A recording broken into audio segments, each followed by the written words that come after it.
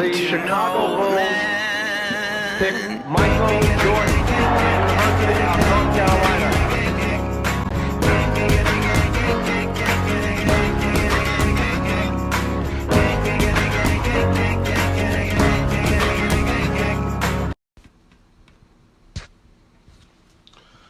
Welcome back to yet again another season of Privacy. I am your host, Dr. Chris, and today I just want to acknowledge the greatness of his royal airness, Michael Jordan.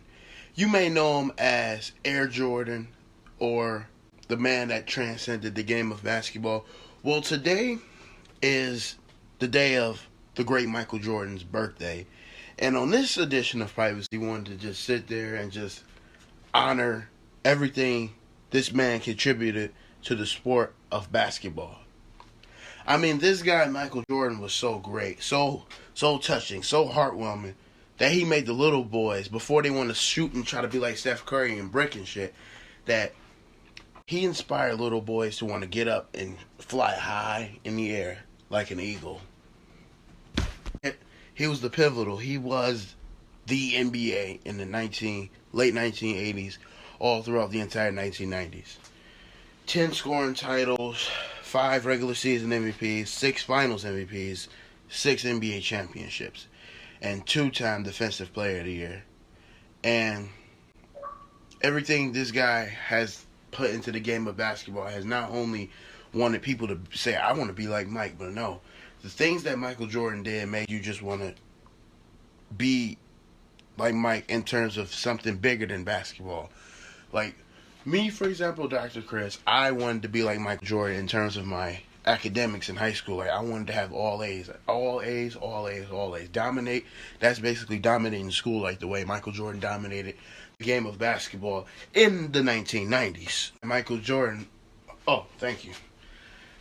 This guy, Michael Jordan, is so bigger than basketball that he has a whole clothing brand named after his name. You see, Jordan and Jordan. That logo is how when he stretches from the free throw line to dunk the Jordan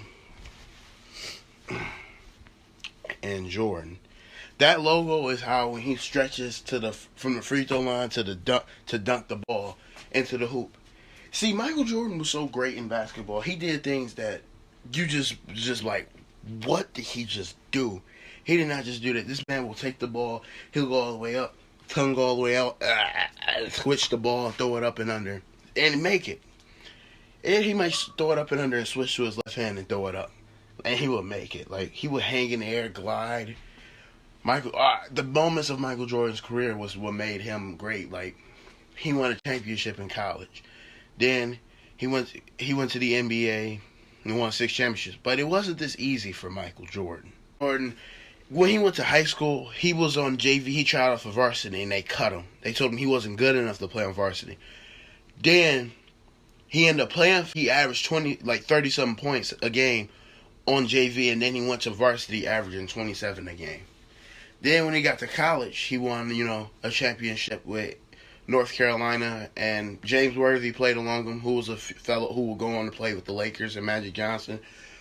Then when the 1984 draft came, the Houston Rockets picked up Sam Bowie ahead of Michael Jordan because they felt like they needed a center. Getting Sam Bowie was really beneficial for that organization because they already had Clyde Drexler.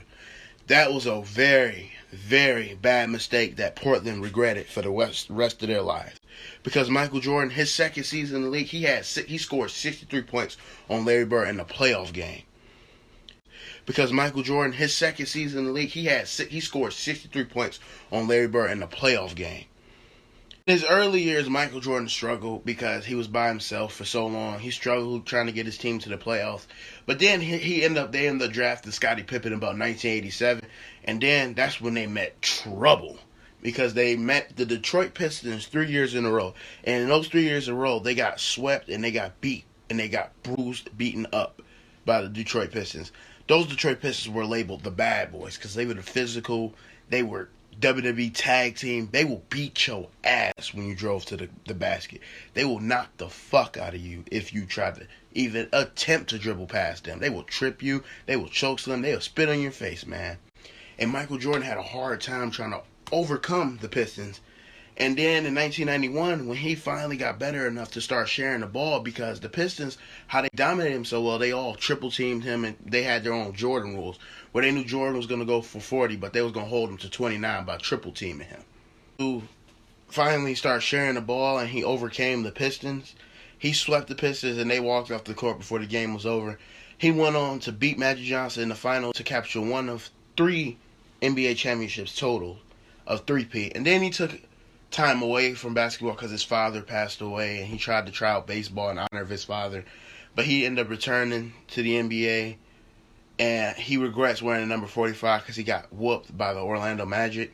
But then he would go on to win another 3-peat, a set of 3 championships, total 6 championships, beating the Supersonics and the Utah Jazz back-to-back years. Which the Utah Jazz team was pretty good. They had Karl Malone, John Stockton, the best, one of the greatest duos of all time. But throughout all the years, Michael Jordan, he touched people more than basketball. He was an icon of epic proportions. Thank you for watching this edition of Privacy. Happy birthday, Michael Jordan. And remember, privacy is your business. He electrified crowds with his skill and style.